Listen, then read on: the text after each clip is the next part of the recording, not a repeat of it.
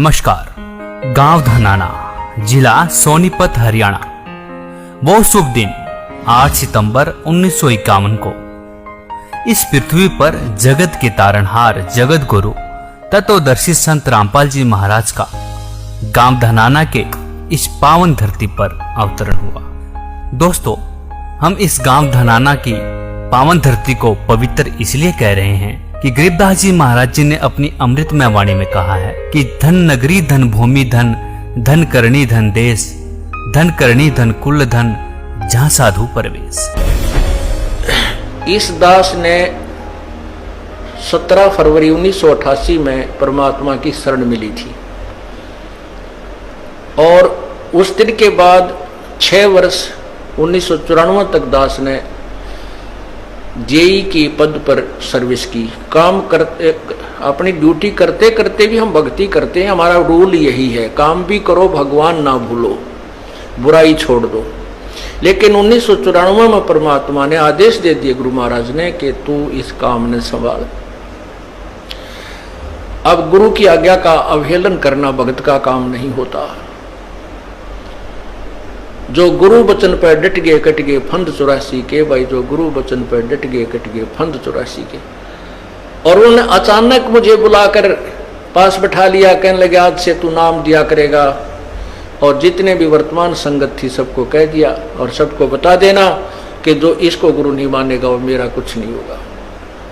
मेरे पसीने आ गए कि मैं तो 2 कौड़ी का जीव, एक मजदूर आदमी, और परमात्मा ये इतना बड़ी जो है ना, इतना बड़ा जिम्मेवारी का काम। और उनके पुराने पुराने भक्त मेरे थे, लाल कपड़े पहन कर बाबा जी भी बन रहे थे, उनके साथ रहा करते। उनको सबको निकाल दिया था उनकी त्रुटियां देख जाकर। हमने नहीं पता था कि हो रहा है क्या, इनका मालिक का उद्देश्य है। जब वो 104-5 साल की उम्र थी उस महापुरुष की, हमारे पूज्य गुरुदेव की। और कहा मैं तेरे साथ रहूंगा। और तीसरा शब्द एक दिन कहा था कि रामपाल तेरे सब बराबर इस संसार में संत नहीं होगा, पूरे विश्व में तेरे बराबर संत नहीं होगा।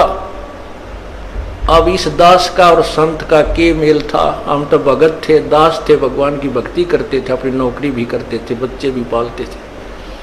अब कहते हैं साध वचन पलटे नहीं, चाहे पलट जावा ब्रह्मंड, उनका वचन नहीं पलट सकता। उन्हें जो कह दिया सो कह दिया।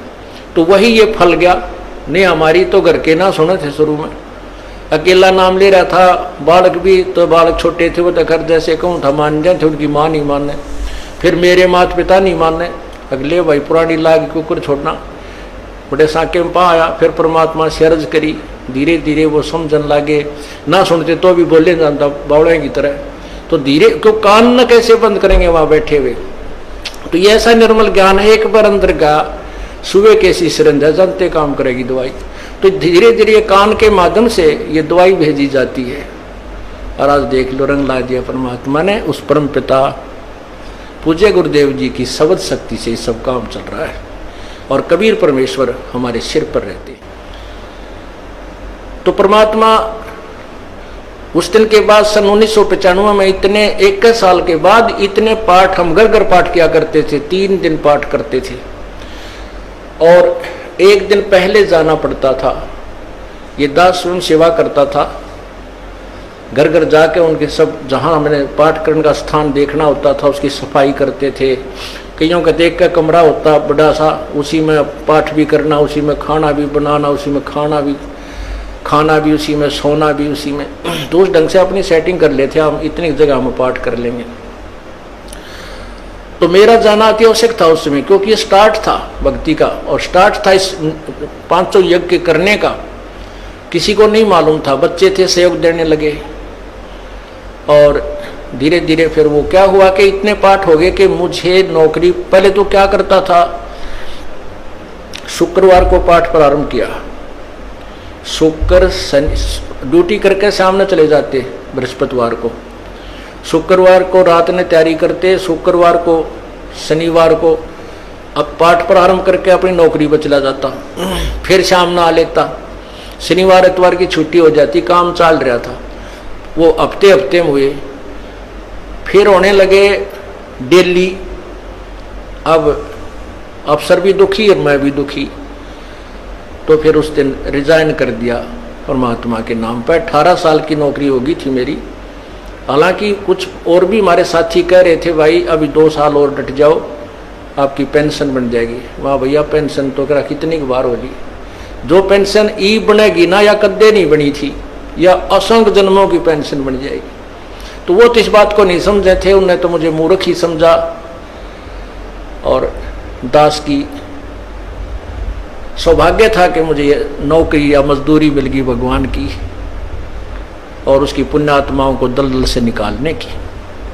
कहते आत्म प्राण उद्धार ही ऐसा धर्म नहीं और।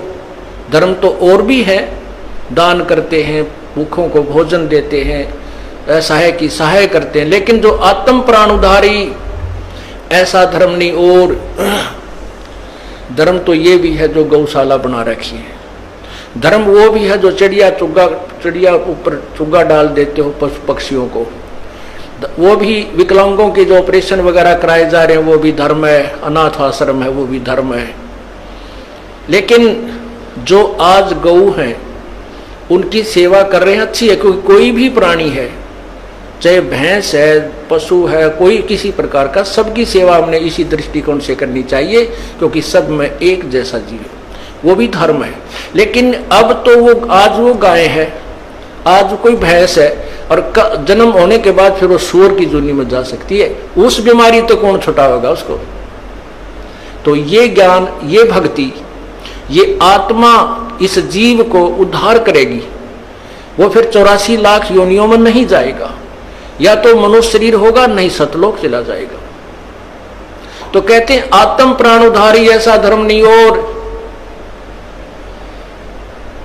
तो इस दास को ये आत्म प्राण यानी जीव आत्मा के उद्धार की मजदूरी मिल गई और सहर्ष शुक्र मनाता हूं प्रभु, आपने कैसे दया करी 2 कौड़ी के जीव पर।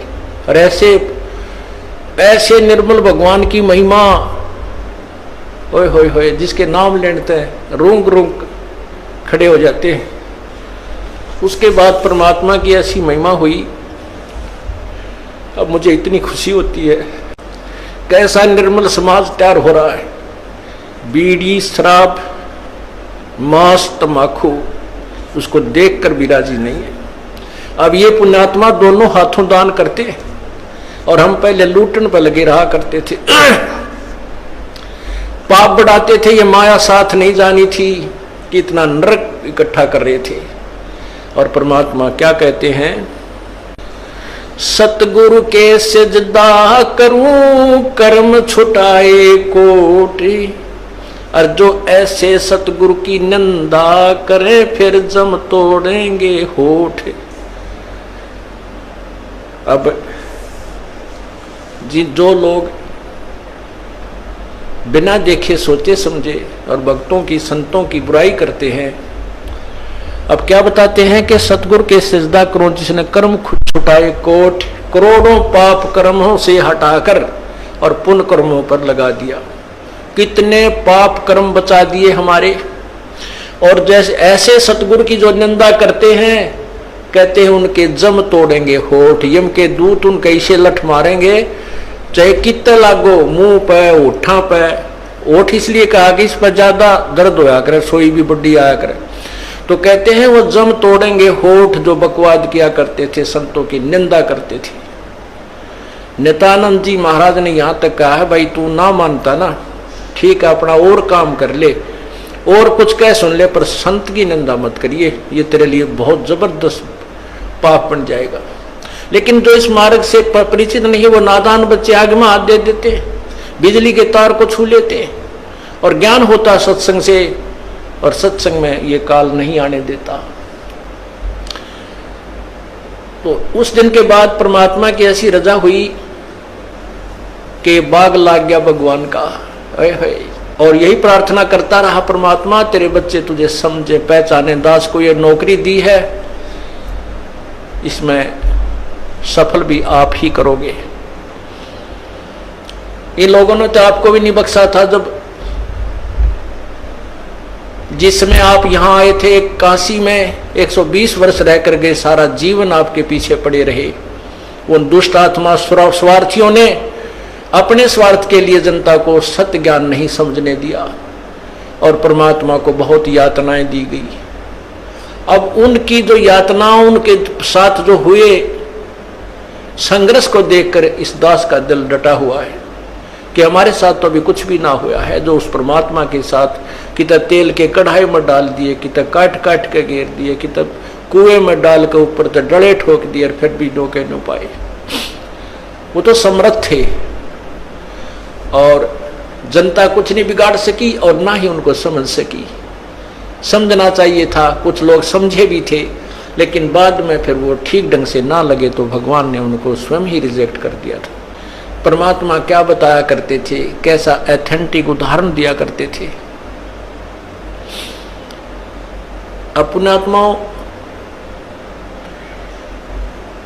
क्या बताते हैं, भाई सिर साटे की भक्ति है और कछो नहीं बात, सिर के साटे पाई यो अवगत अलख अनाथ। अब शीश कैसे देना है, शीश ये नहीं कोई काट के सिर चढ़ा दे भगवान के चरणों में, ऐसे नहीं। जैसे आपको परसों के सत्संग में सुना था कि गुरुदेव को समर्पण कर दिया जाए। समर्पण का अर्थ यह है कि जो आज्ञा दे वही की जाए, चाहे वो बुरा लग रहा है चाहे अच्छा लग रहा है, उसमें हमारा हित है, अति हित होता है। और संत क्या कहते हैं, भाई बीड़ी शराब मांस तम्बाकू ये मत पीना। संत कहते हैं चोरी जारी नहीं करना, डाके ना डालना, किसी की जेब ना काटना, ये महापाप है तेरे लिए। अपना करके खाना बेटा, भगवान भजना, इससे तेरा कल्याण होगा। और हम यही वचन नहीं मानेंगे तो फिर यहाँ स्कूल में आने की आवश्यकता क्या, इस विद्यालय में सत्संग में आने की आवश्यकता क्या। हम गलतियां भी गलती पे गलती करते रहे और फिर सत्संग में भी आ रहे हैं तो वो फेल हो जाएंगे विद्यार्थी, वो पास नहीं हो पाएंगे।